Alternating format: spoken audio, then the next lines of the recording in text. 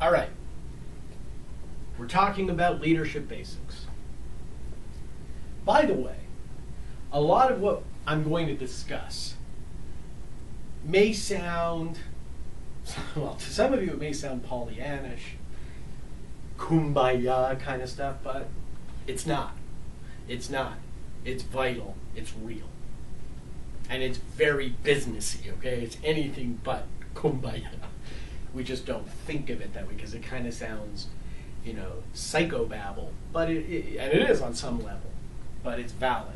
Okay, so I want to make that clear. The other thing I'm going to say is that the examples I might give, the analogies, they're just everyday humanistic situations. They're human relationship based concepts. So they have applications that are far broader than business by far.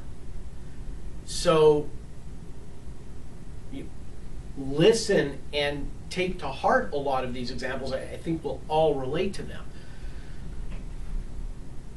And don't kind of fluff this off just because I'm not giving you an example that directly illustrates the principle in an office setting, because that's not necessary to get the point across. So if we start with some of the basic characteristics of management, the first and foremost task of any business owner, of any supervisor, or of any manager is to define the challenge. Define the problem. What is it? How can we tackle something that we don't understand? Now that sounds really simplistic, but if we relate it to probably situations we've all been involved in, whether as employees or just individuals in other relationships, it's really frustrating. It's frustrating as all you know what, when we're asked or tasked with something or being prodded to do something, but we have no firm understanding of why. That lack of communication and definition won't necessarily be halting. It won't halt the individual from performing what it is you're asking, but chances are they're going to go around in circles. It's going to take a lot longer, and it's going to frustrate both you and the individual you're dealing with. So defining, explaining, expressing to some degree the path is helpful. Let me analogize this. Here we go. In real life, maps. Oh my God. I go on the old days when we, car trips with a map. If you don't have one, I can remember the days where you'd call AAA and you'd get what's called a triptych, with a map with a little line to show you everywhere you're going to go. I mean, obviously today we don't need a paper map, but my point being, we need maps. If we don't have maps, we can still have fun, although we just don't know what's going to happen. But you probably will not see a lot of what you want. The same thing in business. If you don't have a defined challenge, a roadmap of what it is you want to accomplish, you're not going to get there. You're not going to get there. So defining the challenge is a roadmap. That's what it is. You've just got to find concrete ways to bring your people into the fold and let them know exactly what it is that you're asking of them, or what you want them, where you want them to go. The second aspect of this is questions. And I'm going to continue with the map analogy, especially for the guys. Because for any woman that's traveled with a guy with a map and they've gotten lost, asking questions is a lot harder than one might think. And guys tend to not like to do that. Well, we can extrapolate, we can extend that failure to ask questions to both genders, folks. This is something that plagues society as a whole. Here at Holman HR, I like to think we're experts on understanding that aspect of human nature, which is the unwillingness to ask questions. Now, I don't know, I don't have all the answers, and I don't know exactly where this unwillingness stems from. But I think we can all understand if we go back and we trace our lives in school and you think about the intimidating aspect of making a mistake, failure, that kind of thing.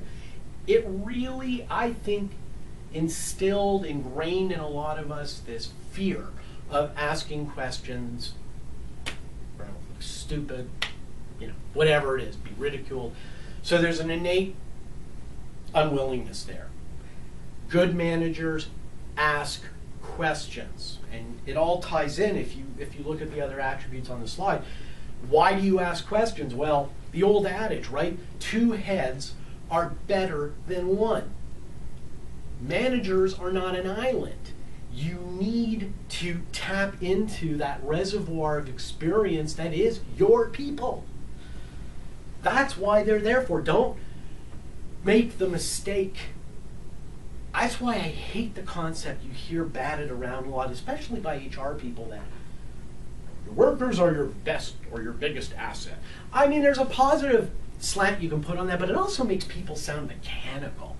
And if you think of people in that way, as mechanical, as robotic, it's going to be it's an impediment. It's going to create a subconscious unwillingness to tap into them as free-thinking, creative individuals. And good managers, strong supervisors, entrepreneurs understand that their people can help catapult and conquer those challenges. So use your people effectively. Don't not do that. And on that same issue, one of the ways you're going to be able to tap into that knowledge base, that creativity, is by instilling trust. Trust is crucial. Again, if we analogize, if we take it into our own personal lives, relationships don't work unless there's trust.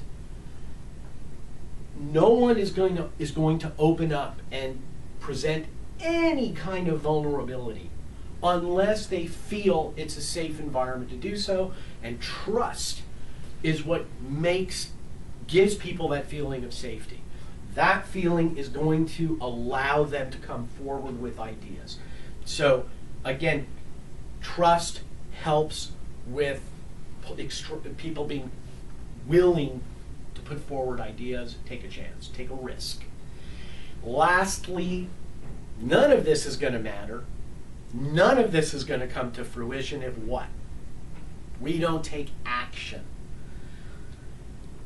I think the biggest hang-up, one of the biggest dilemmas that we all encounter in business and in life when we're faced with a challenge is, again, I talked about this just a few minutes ago, this ingrained fear of failure. That fear almost always generates procrastination.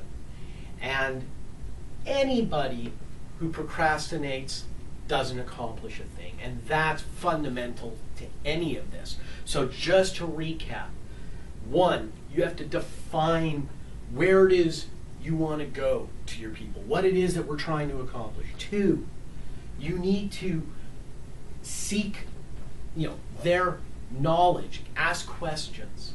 That'll tap into their knowledge and creativity, build that trust. You're not an island. And lastly, when the team is functioning and all of these things are in motion, move forward, take action.